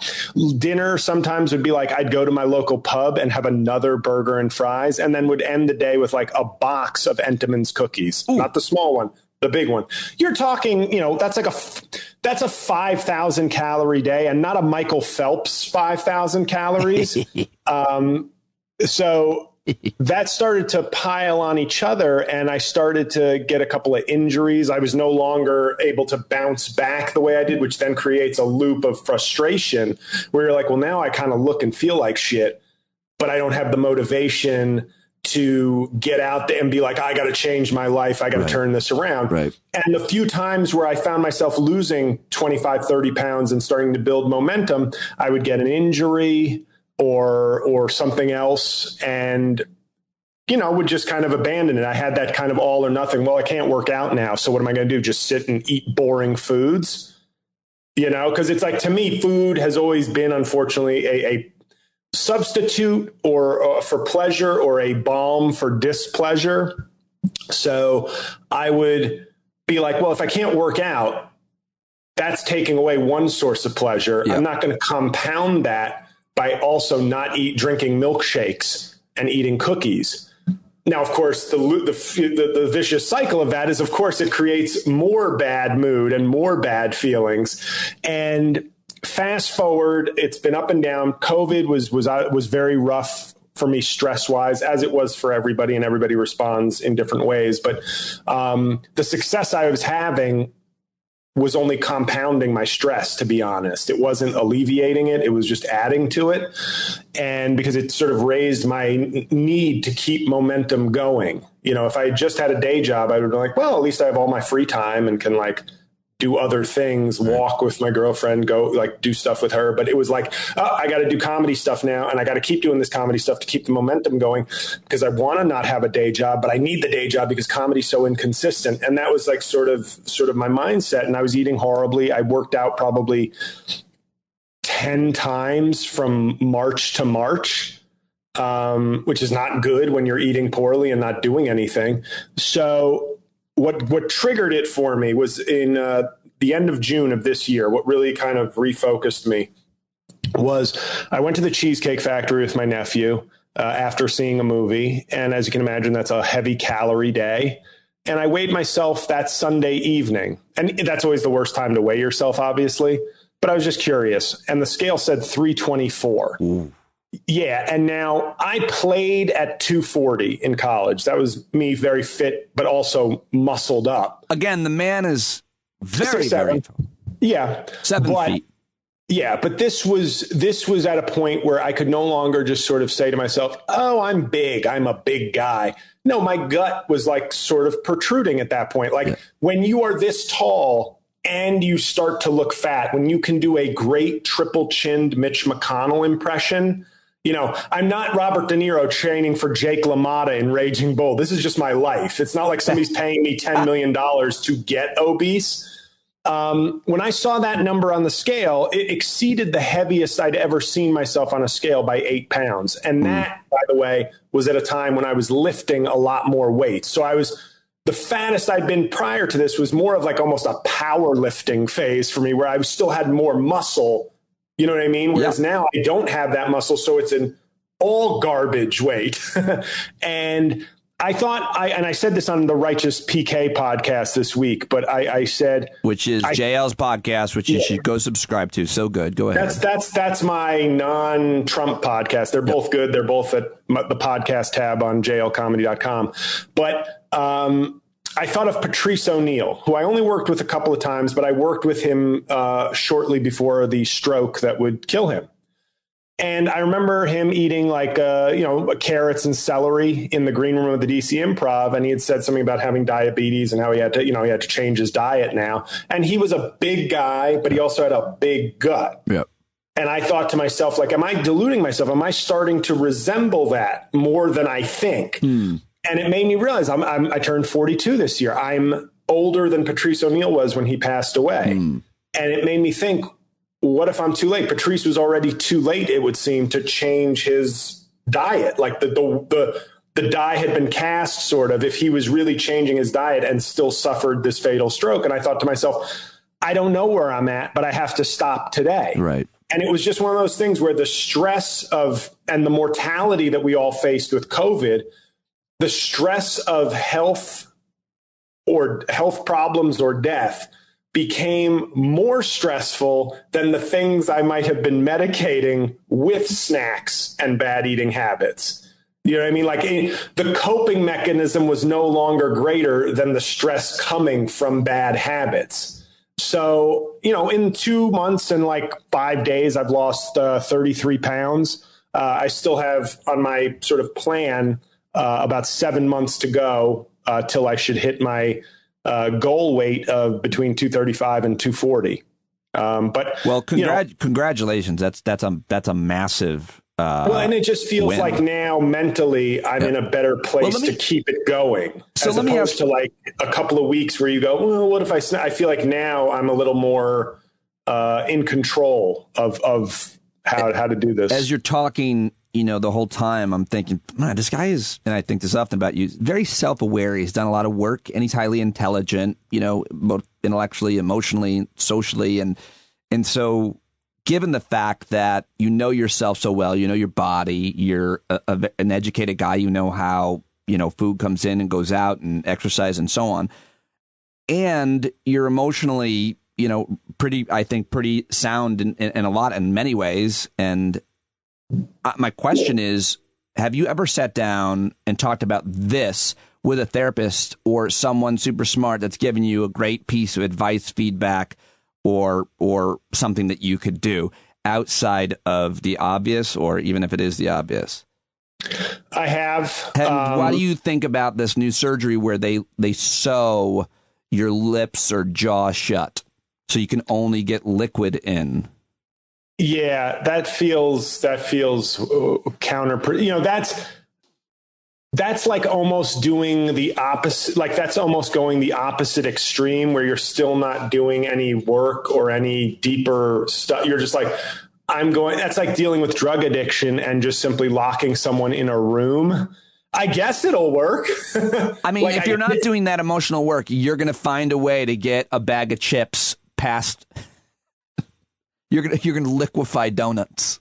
Yeah, it's just eating, unfortunately, is, like social media. I think food companies use the same techniques in a way to make food addictive. They want processed foods. They're not made by chefs in bakeries. They're made in labs by people who work with food and chemicals marketed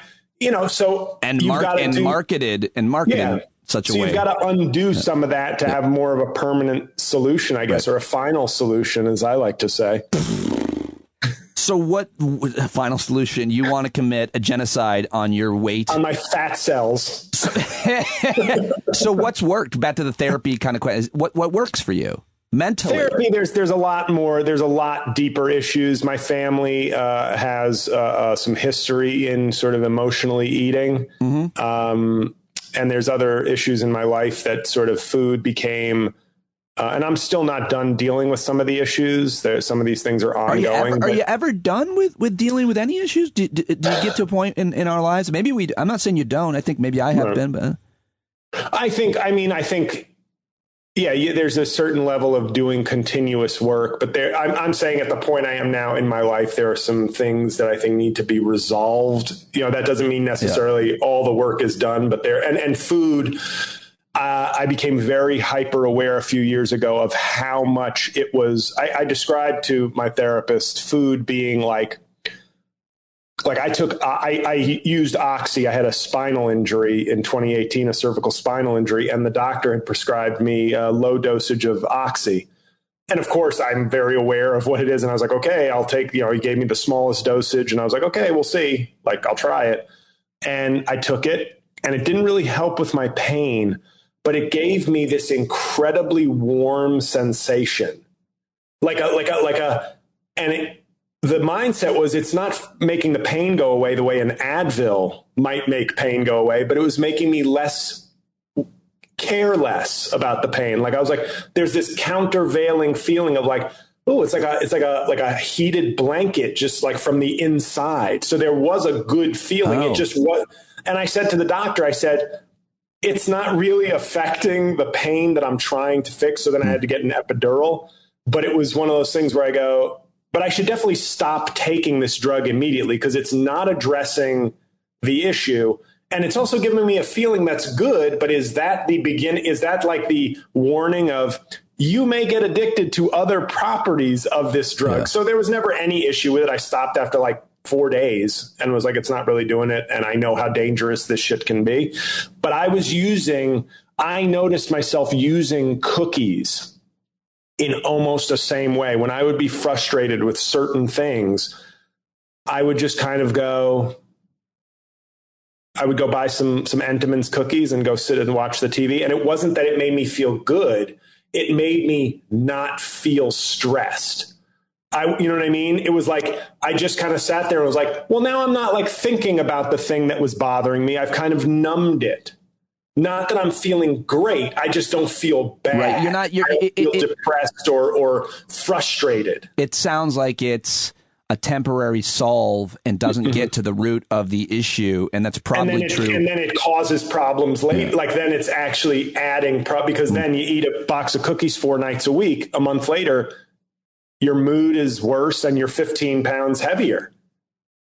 It's hard. I think a lot of people listening probably can relate to so much of what you're saying. Those of us that can't necessarily might be trying to. I mean, I can't think of anything, nor do I think it's important to insert. But the only thing I can think of is how when I first started losing my hair after going through puberty late in my early 20s, I self-medicated with wine coolers. Oh. I didn't. It was just a joke I needed to crowbar in to pivot to something else with you. Oh, Bartles and James. Bartles and James. Seagrams. I think that, at this point, I feel like you get to a certain age, if you're as self-aware and as, wanting to change and make healthy choices, you get to a certain age and you kind of know what works, in this case, with your body or with your mind. We know at a certain point, if we do try to continue to get better, kind of what works, what's causing problems. Not always, and we don't continued journey. So it sounds like what works and you're applying it and you're in a good space right now with that issue. Yeah?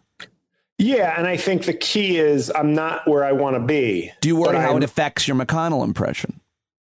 That's probably the first casualty. That is my Mitch McConnell is hanging off an airplane in Afghanistan right now, wanting to stay with me. And very I'm like, offensive. I'm sorry, I can't. Very that's how we tie that in. No, I am on my way now. That's what feels good, is that now I feel like I've built the momentum that I'm like, I really believe now that I'm going to get to my goal weight, to like a healthier new wardrobe, put on old clothes. Like, even though it's 4 to 6 months away, it's more like I go, okay, but this is the longest sustained healthy period I've had in many years. That now I'm just like, yeah, now I'm getting to the gym again. It's not because I'm the kind of guy who used to love going to the gym when I looked good. It was like a reinforcing thing of like, yeah, I can't wait to walk out in a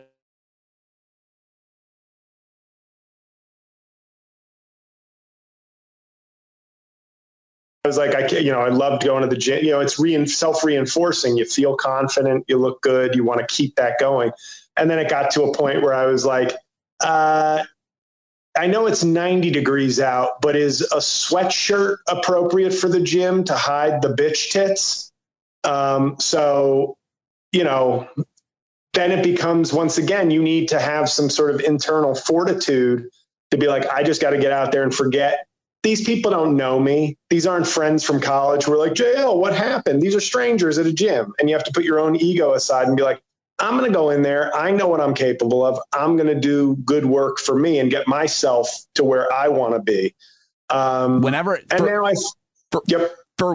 whatever it's worth, I mean, whenever I see someone who's overweight, I was a personal trainer for 7 years. Whenever I see someone who's overweight exercising, I am so much more impressed with them than somebody maybe else who looks like they're at their, quote, target weight. I do wonder, though, and I don't mean to make this, seem worse. You say they don't know you. I mean, increasingly, you're getting more well-known. But do you ever think that they're like, oh, my God, Sandler really let himself go?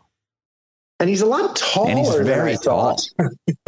The camera apparently, takes off 40 pounds and also takes off a foot of height. What?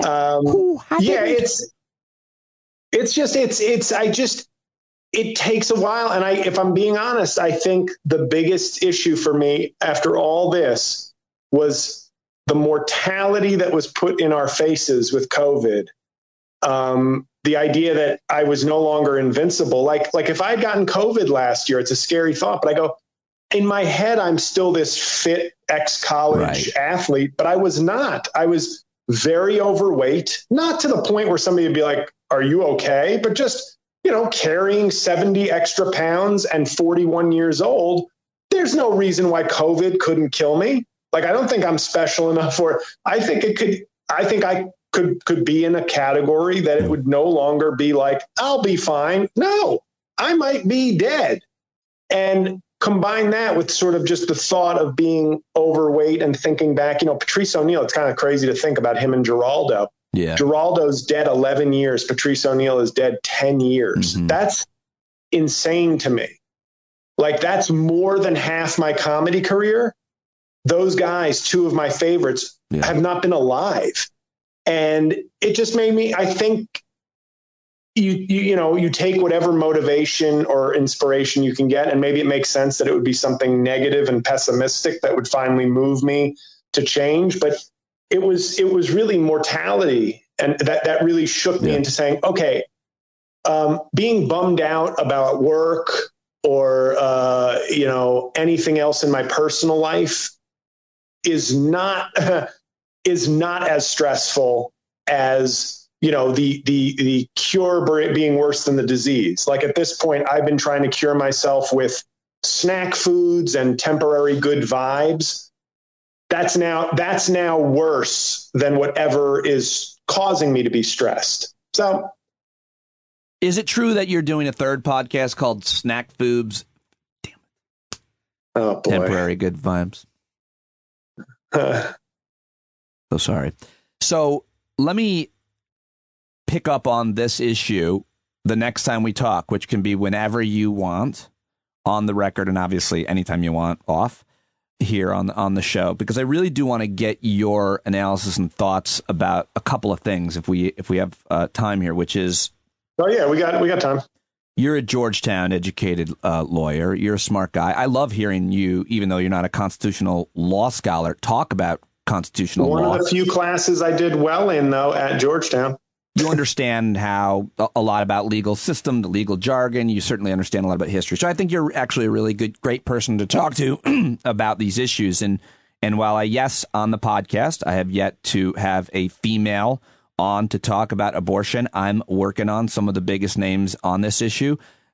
I want to hear your analysis of the what's happened in Texas with abortion and the headlines. And maybe you want to talk about the media's focus on it, but how do you, and a lot of people are looking all the way back at, Bush v. Gore to talk about where this really started to gain a lot of ground, and the Supreme Court, balance started to change, and why. What do you think are some of the most important points to make about it?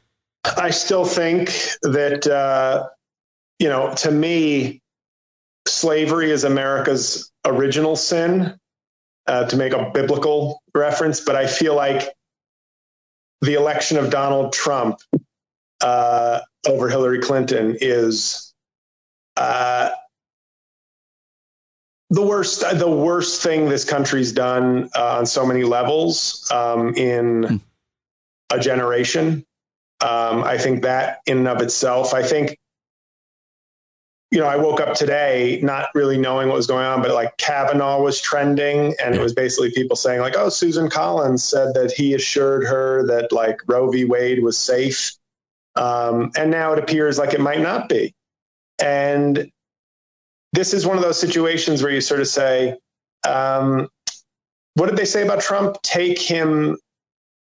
Don't take him literally, but take him seriously.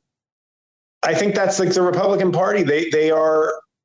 It's about time we start realizing it's not just rhetoric, because they're going to have to do what they are now empowered to do to make the wedge issues reality, even if they don't want to, even if they would prefer them to be wedge issues. And I think somebody has said, maybe on your show, maybe elsewhere, that McConnell wants the filibuster because then he doesn't have to do all the things that they always promise to do. Yeah, get rid of Obamacare, abortion, immigration, guns, those 4 issues alone that they raise so much money and win so many elections on.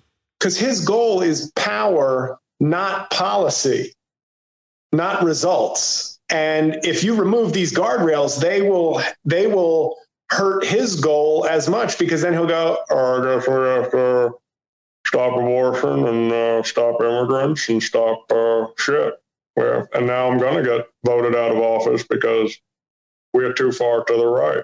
Well, that's the analysis, as you know, and probably of Siegel and others, that this is horrible, except for the part where it wakes people up. I mean, so was the election of 2016, which is why you got the midterms in 2018. So, So what you're saying is, but as I've said on this show, I think it was one of my better commentaries discussing Hillary Clinton. I said the Susan Sarandon model of 4 years of pain could yield a better long-term result. But if you're one of those women seeking to end a pregnancy, if you're an immigrant being deported to a war-torn country, if you are, then there's no time to wait for the Sarandon doctrine. Well, you need help. You can't, if you're living paycheck to paycheck, you can't afford a Republican austerity measure for a term. It's got to get worse before it gets better. But during the getting worse, there are bodies everywhere, casualties, pain, and suffering everywhere. And I said it's the domestic version of, we're going to spread freedom in another country that will bear. And now, ignoring the fact that this often doesn't happen, in its best scenario, we're killing them there and sacrificing our troops there for a brighter future generation of democracy. If you think that's wrong, if you're a dove or a liberal who thinks that's wrong, that kind of policy of sacrificing life in the present for some possible future democracy in another country, then you should feel the same way domestically, which is like, no, 4 years of Hillary Clinton, infinitely better than 4 years of Donald Trump, no matter what liberal utopia emerges afterwards. Well, the bottom line is she would have been able to appoint Supreme Court justices. And yes, I know. But as far as the Supreme Court, Al Gore and Hillary, I mean, a world where we have Al Gore and Hillary Clinton and Barack Obama as presidents for 24 years is a radically different world and country. Radically for the better. The air is cleaner. I genuinely, everything is better. Yeah. For everybody. That doesn't mean no mistakes, no errors. It just means radically better for everyone. Yeah, right. Everyone. Well, maybe no 9/11. So worse for Muhammad Atta.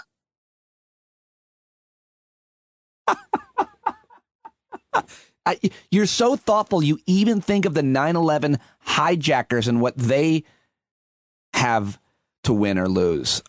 Speaking of which, let's just then talk about Afghanistan and what your thoughts are. This is really hard for me not to talk about with anybody. I tend to want to really dominate this conversation, but I'm going to try not to and just get your take on what you think of the 20 years of war in Afghanistan and how it's come to an end.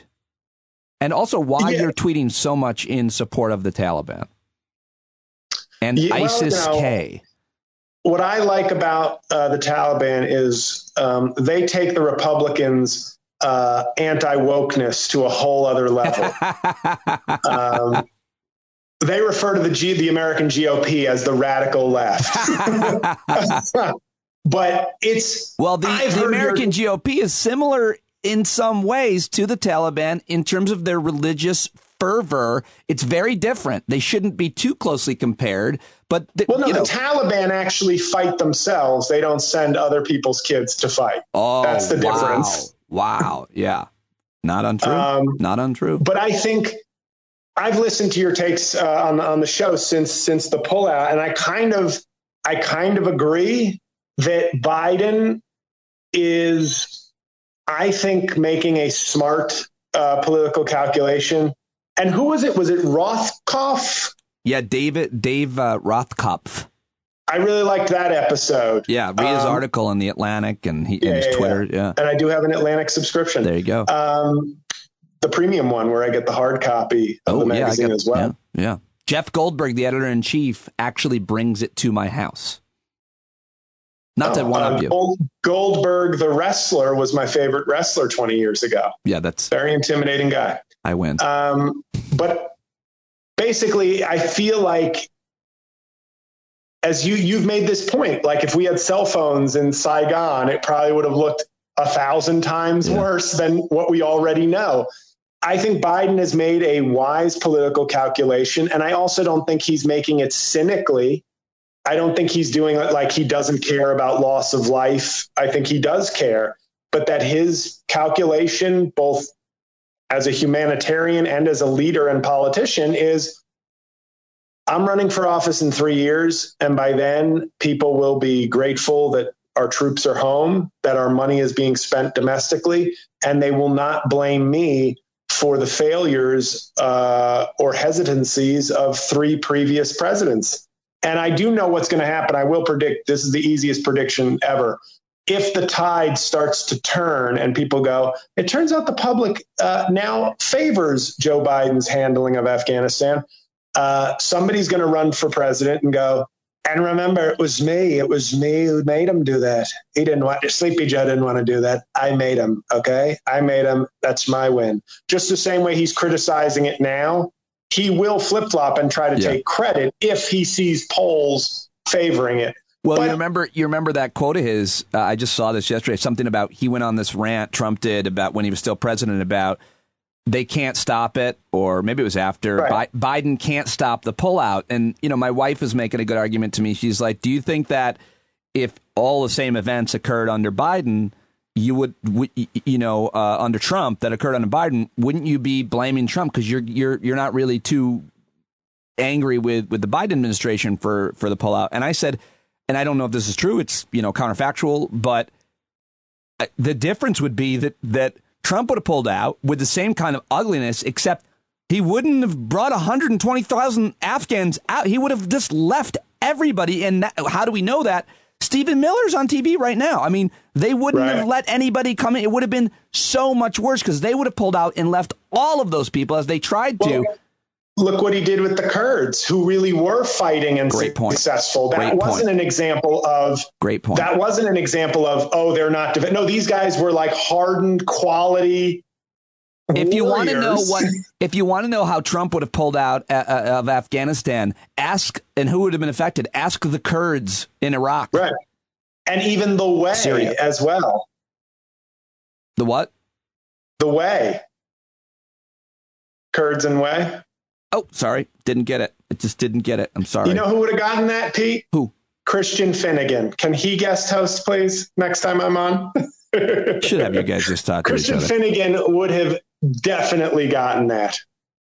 Christ Finnegan on Twitter, everybody. Anything else about Afghanistan or anything else that you want to talk about?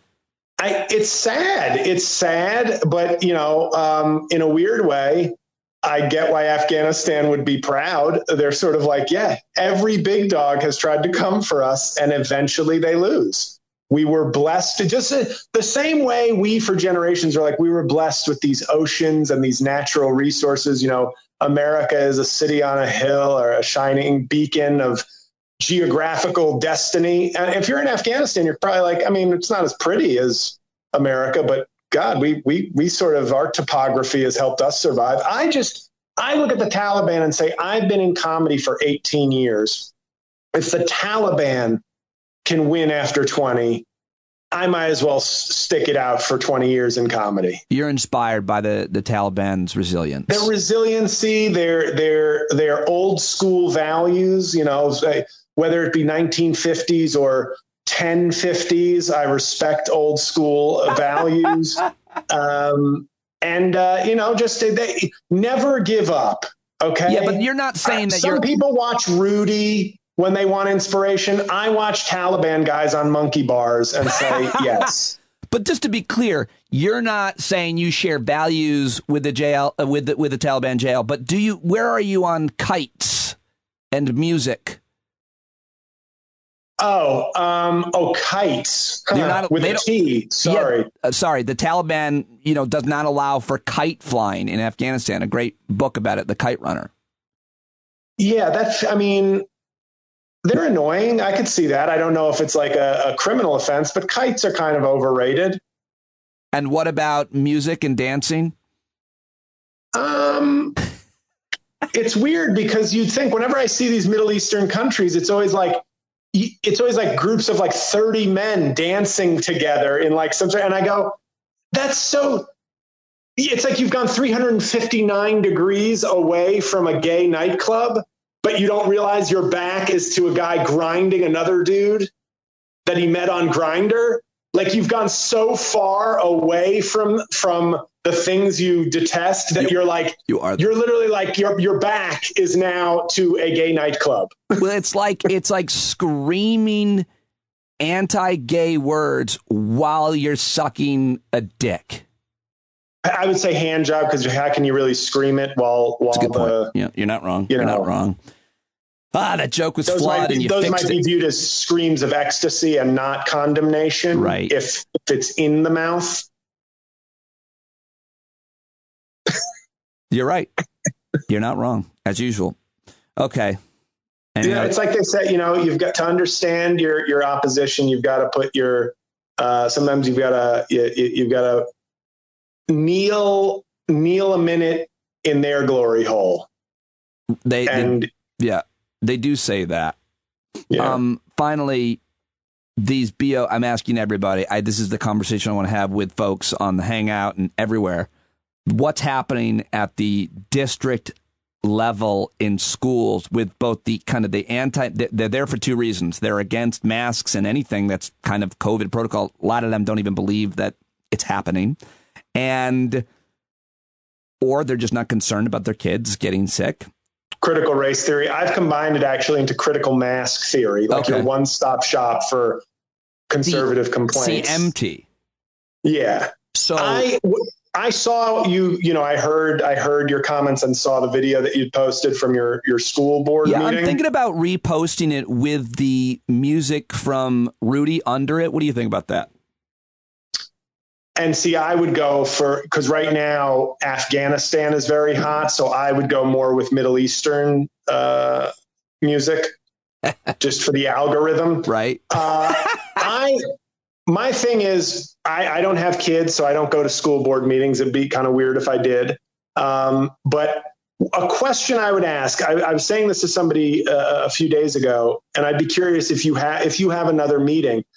Dumb it down. I don't mean literally treat the people like they're dumb, but say, okay, sir, you don't want the kids wearing masks. You think that's bad for their health or something. And I'm just curious. I haven't read all the QAnon literature yet, but what exactly happens to a child? Do you have the science, information, studies, anything?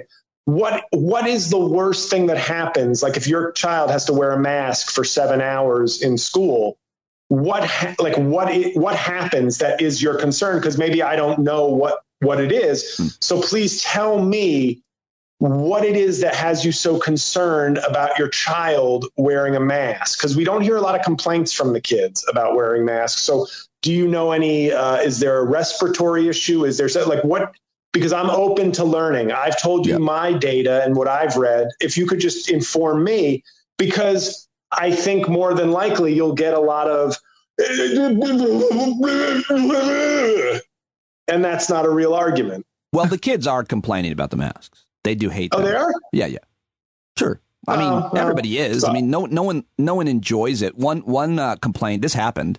I forget who told me this, but at a BOE meeting, some woman went up and basically started crying and said, my son struggles with acne. And these masks are making his acne worse, which may be a thing. I think that might be a thing. And she goes, and now they're scarring.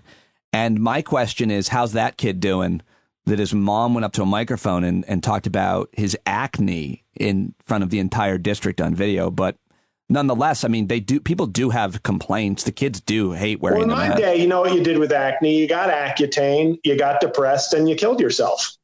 I'm cutting that out of this podcast. Oh, sorry. Okay. No, but it was a fun thing to find out. Like, I took Accutane when I was a teenager. I had very bad acne for a year. And then I learned like 10 years later, there were kids like killing themselves. Like, it was severely depressing them. And I was just like, oh, well, good thing that didn't happen to me. But yeah, not funny. Not very funny. I apologize, audience. What about the critical race theory? What about they're concerned about even teaching diversity and inclusion protocols. Why are those important at a company and in a school? And you being half black and half white, what would you say if given the opportunity to talk about that issue? Well, it's the problem is, like many things, nuance is really not just doesn't win over any hearts and minds somehow. People divide into camps, because I know that my school, Riverdale Country School, private school in New York, I was reading about, there was an article in the Times about a lot of private schools that seemingly were, I would argue, seem to be going almost a little too far with things, but they're not teaching everybody they're racist. But it is off-putting, I think, when you have to dedicate so much time to like some elements that seem kind of forced. Some like, and I'm blanking on some of the examples from the article, but it would be like, I can understand a parent who wants to do the right thing, because some of these parents don't. That's the other issue, is that some of these parents, like you say, diversity and inclusion is like 10 steps too far for them. So there's there's not going to be a lot of places to have a meeting of the minds with somebody who's there. But then other times there seem to be these things that do go too far or seem to be unnecessary. And maybe I'm wrong, because there are a lot of experts, obviously, that these wealthy schools consult. But sometimes I wonder, is there a little bit of a grift going on where it's like, this is a hot time to be in the white privilege, unteaching white privilege space? So you can't tell me there's probably not some grifters out there who are like, if I just get up there and talk about having difficult conversations, there's a liberal, wealthy school that will throw me $10,000. So, but I think that's a narrow space. I think people are so far divided. Like you said, parents don't want to hear anything about it. And I think some of that's an insecurity, because I don't know what the solution is. I think there's a middle ground that's not going to win any mass support. I think people have retreated into, and more on the right, into a give up nothing, an NRA kind of stance, which is don't let them say anything bad about white people. Don't teach me, just teach regular history, whatever that is, what I learned, and that's it. And there's enough on that side that kind of stops any kind of meaningful compromise. It's like a lot of issues. I'm not saying there aren't extremists on both sides, but it's that critical mass of uncompromising extremists on the right that stops so much from being done. But I mean, and I think this is last year at the height of the George Floyd, whenever that video, when everybody's watching that as we were all quarantining, there was a lot of interesting developments. The Black Lives Matter movement gained a lot more respect. And, some of the top selling books were these books that helped folks understand, anti-racism books being bought by white folks. And we saw this happening.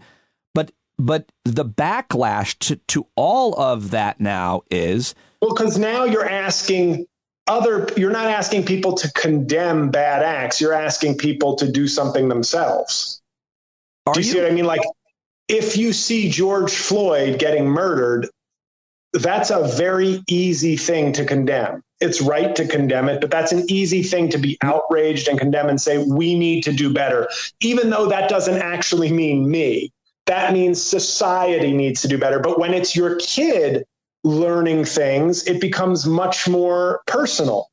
I'm not saying any more right to ignore it, but it's one of those things that now you're going to lose the hardcore right wingers anyway. But then you get those kind of I want to be an anti-racist in theory people but when it comes to, and like I said, I think there are examples from some of these private schools where it's like, this does seem like a little excessive. Like, like the South Park episode about sex ed, like teaching sex ed to kindergartners seems ridiculous. And it was for great humor. I'm sure you can cherry pick a book or a speaker or a comment that was, absurd or excessive or unhelpful at best or worst. But I mean, that's not diversity and inclusion protocol. So, we're not asking people to actually do it. You don't have to do anything. You just let the diversity and inclusion things be taught, and then be a parent. Like, talk to your kids about them. If they, quote, feel bad about themselves because of what they're learning, then that's on you. It's not on the teacher. Right. It's not on the lesson. You can talk to your kids about that.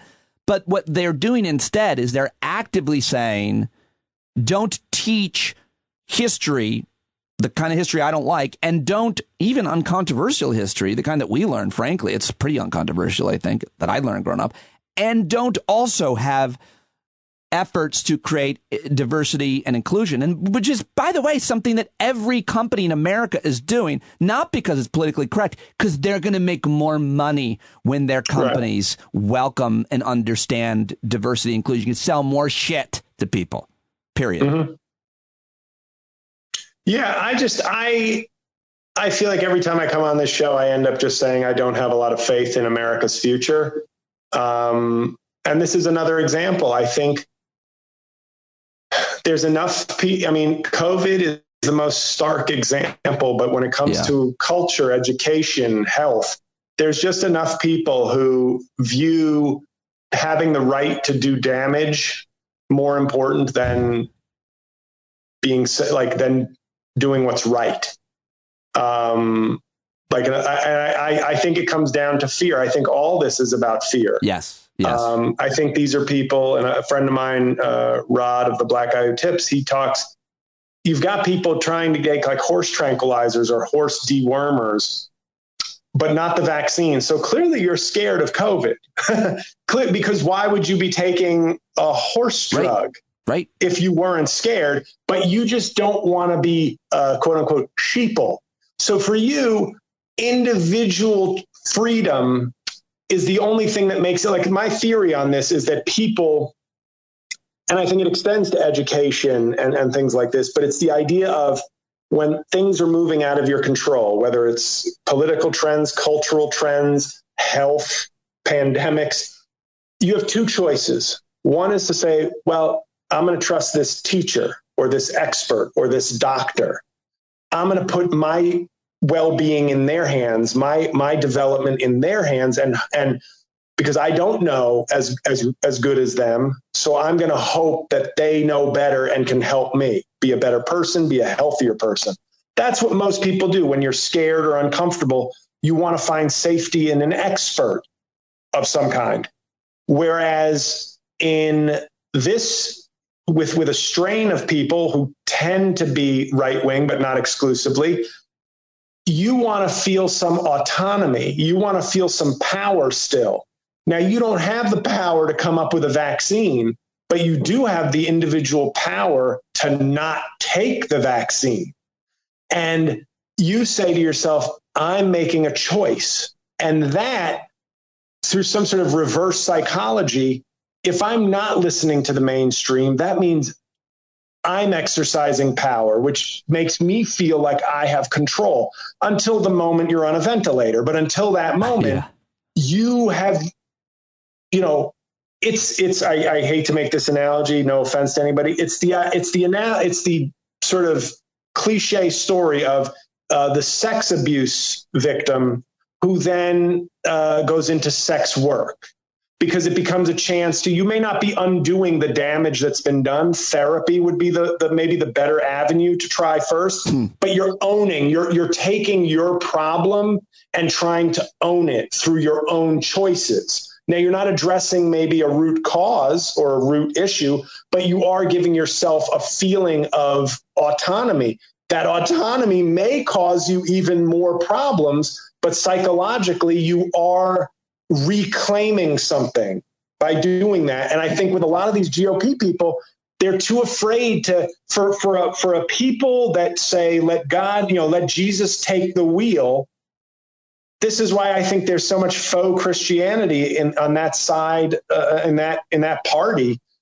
You don't let Jesus, you don't actually surrender yourself to a higher power. You use that as a cudgel to blame or attack other people. But in your real life, you're not surrendering to higher powers or to other. You want to hold on to some semblance of power. And if that means I reject science, I reject your advice, because at least I'm making the choice. Yeah. And in and of itself, I think that's an act of fear.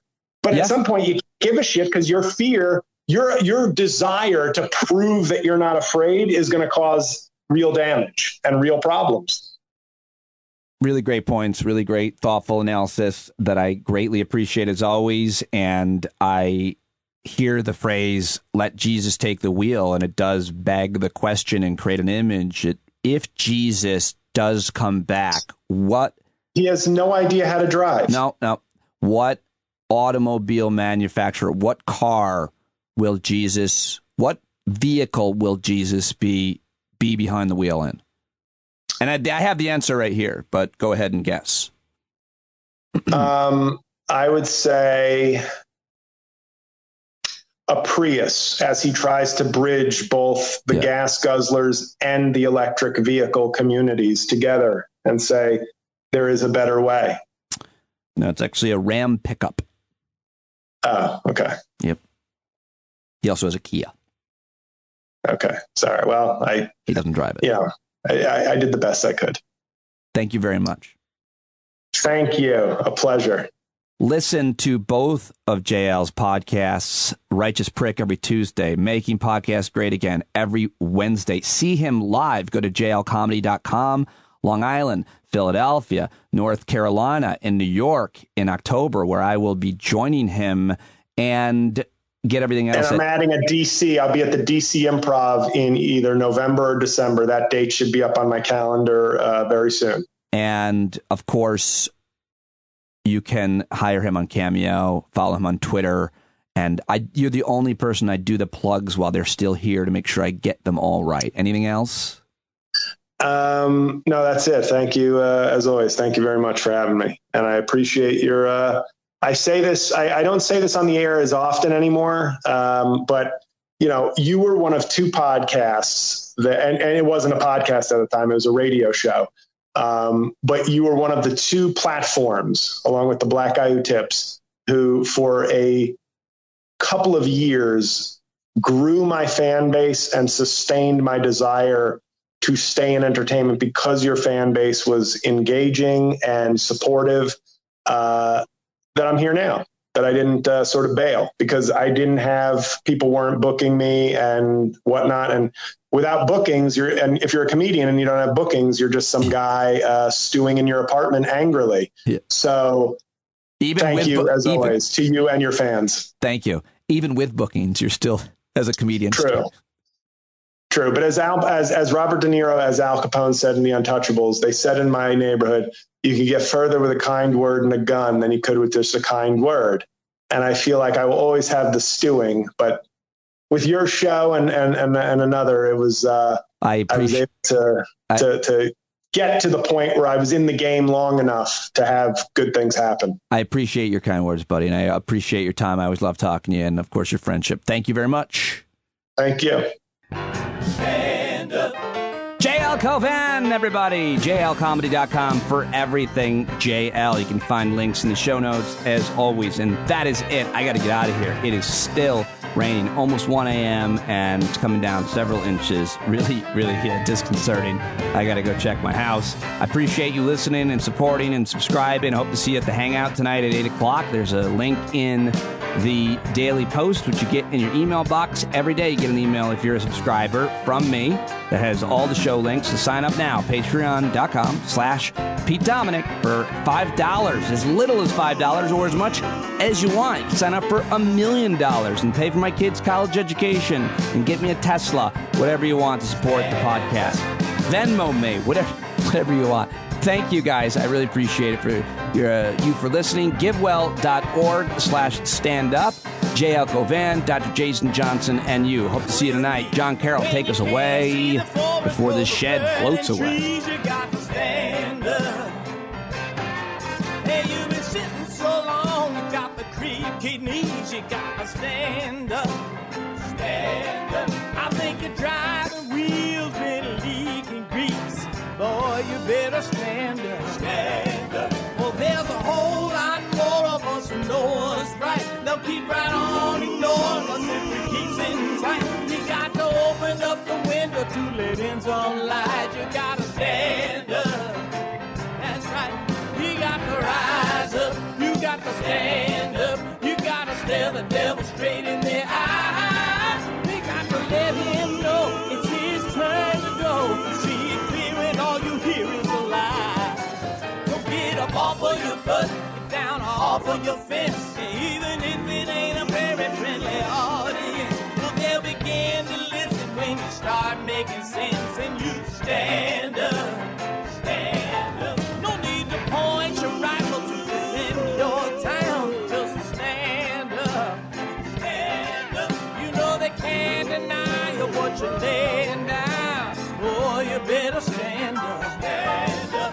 Show your face of every color, yellow, black, red, and brown. She's the place where every lost child will finally be found. There's only one thing to do before we stand our ground, and that's stand up, stand up. Well, the founding fathers saw a land for all. They had to stand up, they had to stand up. They had a keen imagination for a crystal ball, drawing all the plans of a stand up. But all they had to go on was the time they were in, with other causes for laws, and since they weren't even sin, they knew that change was gonna come before the change could begin. They had to stand up. All right, they had to stand up. We got to stand up. We got to look the devil square in the eye. We gotta let him know it's his time to go, and make it clear when all we hear is a lie. Why you lying awake wondering where the money all went? It'll be the cost of freedom that'll go unspent.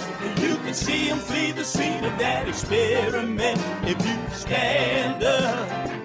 All right, we got to speak up. We got to reach up and raise your voice in every way you know how. Don't be toes up. You got to show up. Ain't no better time to do it but now. No need to pledge allegiance to no wanton tribe. Rise up, show obedience to the voice inside, and listen well, and it'll tell you not to run and hide. It says stand